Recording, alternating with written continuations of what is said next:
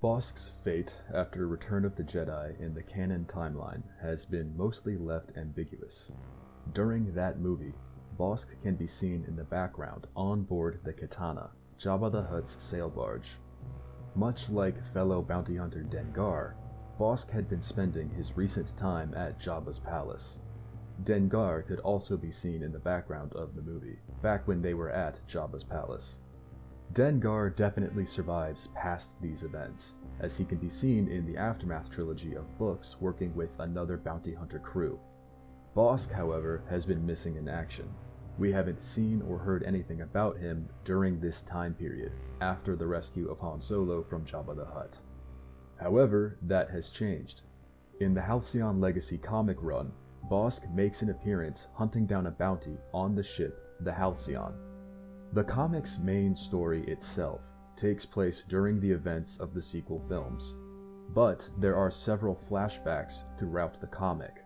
One of these flashbacks takes place sometime after Return of the Jedi, early in the tenure of the New Republic.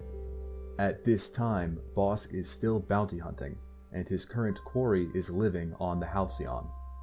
Bossk successfully tracks his target, a man named Stolak Vendello, who has evidently upset his former employers, so much so that the bounty that they put on Stolak was big enough to not only gain the attraction of Bossk, but also Zuckuss, 4-LOM, and a number of other bounty hunters that work with the Bounty Hunters Guild.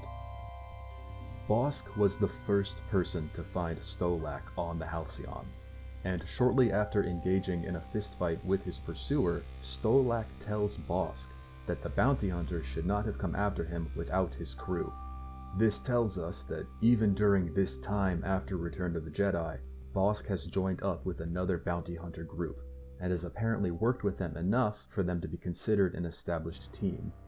Unfortunately for Bossk, Stolak was proven correct, as Stolak was able to get the upper hand and defeat the Trandoshan bounty hunter. He doesn't kill Bossk, he just merely subdues him. Regardless of the outcome, I'm happy to hear that Bossk is still alive and kicking after Return of the Jedi. I wondered if he had perished along with Jabba and some of his other patrons on board the Khetanna. But if someone like Bib Fortuna can escape that explosion, then I'm pretty sure a scary reptilian bounty hunter with regenerative abilities can survive it as well.